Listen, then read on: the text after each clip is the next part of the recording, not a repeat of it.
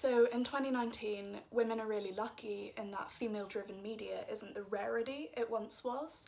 Television shows, films and books all have great female-driven, female-written, female-performed things happening. Even in sectors where women once struggled to get the recognition that men did, such as comedy, there are TV shows like Fleabag and Crazy Ex-Girlfriend, which are both written and performed by women, that show this inherently feminine perspective on a certain issue.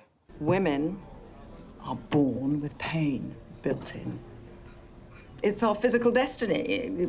Period pains, sore boobs, childbirth, you know. We carry it within ourselves throughout our lives. Men don't. Even ensemble comedies now have much more of a reliance on female comedy.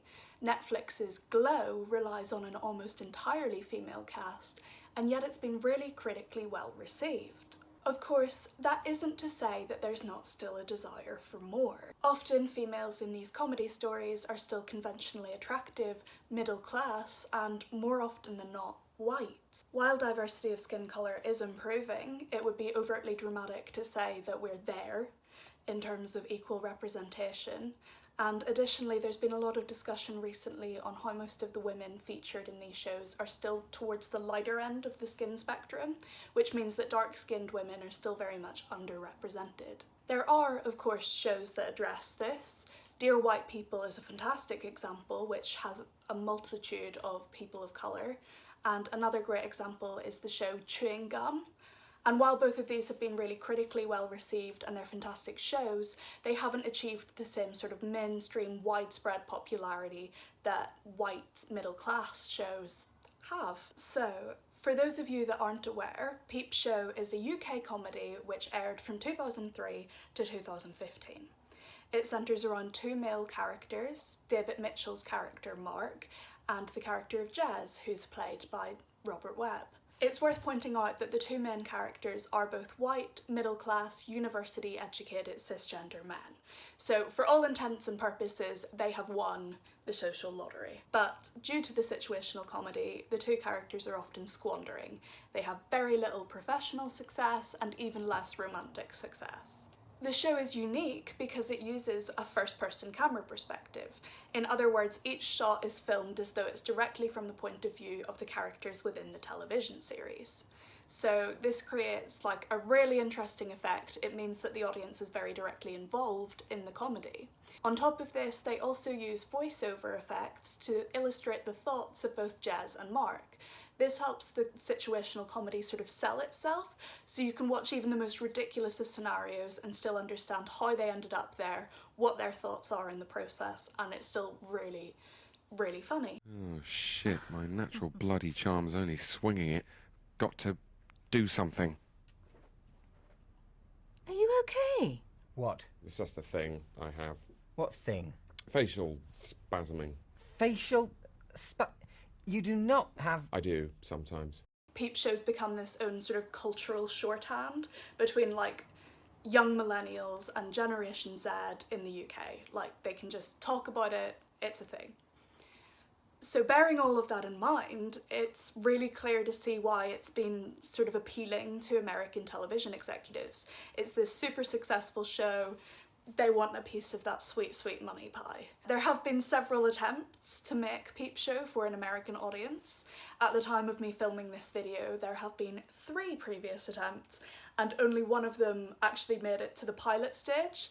I have linked the pilot that they filmed in the description below, so you can go and watch it if you want to, but I actively recommend against it because it's bad. Despite even getting the original writers on board for one of these attempts, so far there's been complete lack of success to remake Peep Show in a way that works for the American audience. Recently, one of the original writers of Peep Show, Sam Bain, published a piece in The Guardian, which is a UK left-leaning newspaper. I've linked the piece he wrote down below, so you can go and read that if you want to know exactly what he said. In the piece, he's talking about how there should be more female-driven comedy and how, now he's had more experience as a writer, he regrets that a lot of his shows are very male-led. In many ways this makes sense. A lot of writers do improve over time and they start to branch out from their own experiences more, especially television writers who become bigger and therefore get better teams to work with. However, I think in the case of Peep Show, it was at a direct advantage that he was writing about something he experienced personally, because it made the comedy that much more believable and it made the show that much more successful. In the piece, Ben also talks about the fact that a female-led Peep Show is no longer this fantastical concept he's come up with. There have been a lot of talks in America into creating one, and one of the main writers involved is the television writer Kerry Dornetto, who's known for writing a lot of episodes of Community, Portlandia, and Arrested Development. I do have a script, I just forget it.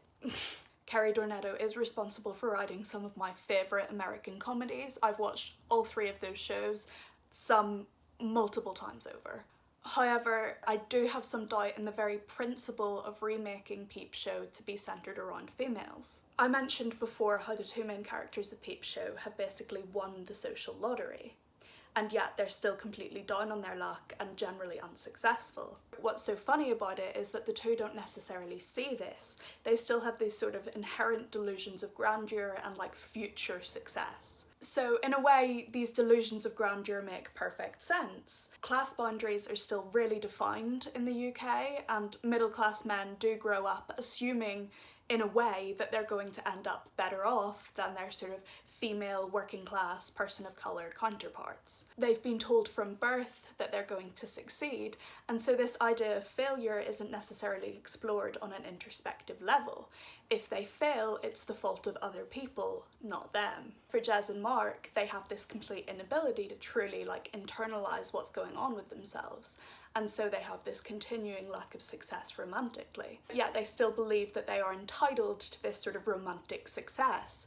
They would rather blame each other or the women in question rather than take a look at what they're doing to cause the constant crumble of relationships. So then why shouldn't or wouldn't this sort of internal versus external conflict work with women? There's a lot of discussion around how women are inherently at fault for romantic relationships failing. So there's a lot of preconceptions that already exist around single or consistently failing women.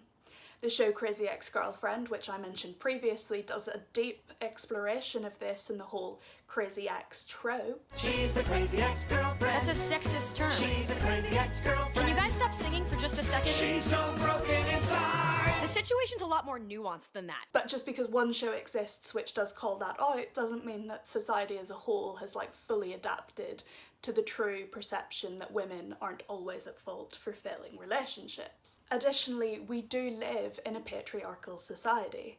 Men from birth are generally given more power and authority just by virtue of their gender. So, to have a show, as Ben puts it, about female losers, it almost seems a bit regressive, as though we're reverting back to old stereotypes instead of exploring them. Even if you make the argument that more shows are needed where women are messy, talk about sex a lot, and do explore their more sort of base, crazy functions, I would argue that shows like that do already exist. Broad City is written by Abby Jacobson and Alana Glazer, and they also star in it. In the show, the 2 are still 20-something best friends who are trying to make it in a big city. They still have a complete lack of success when it comes to romantic and professional relationships, and it's also a comedy that's situational and completely character-driven. Of course, the characters are slightly more cartoonish and American than Peep Show, I guess, but that just works in with the way that the show itself is shot and filmed. It is different, but it's directly comparable in the way that it explores its issues. The 2 female characters in Broad City are messy, they talk about sex a lot, they have body hair, they talk about shitting a lot. All of the things that you could argue a female Peep Show would do, Broad City has already done. And most importantly, it's a show written about women, by women, for women. It's not rehashing an old show that was inherently male. Even though Carrie Dornado is a female, passing Peep Show off to her to rework still means that she's going to be reworking a very male storyline. None of this is touching on what the critical reception will be like if an all-female Peep Show doesn't work. Generally, with all-female remakes, people tend to blame their lack of success on the fact that they're female-driven. I mean, you only need to look at the female remake of Ghostbusters to see this sort of thing in action. Although I completely advocate for Sam Bain talking about and wanting more female-driven comedy, and I even encourage him to write it, because when he does set his mind to write female characters, they're really good. I don't think that the answer is him taking his old TV shows and changing them so that it's like Marquette and Jessamine. And to Carrie Dornado, I hope you do really well with this if it does continue, but please don't continue it. Thanks.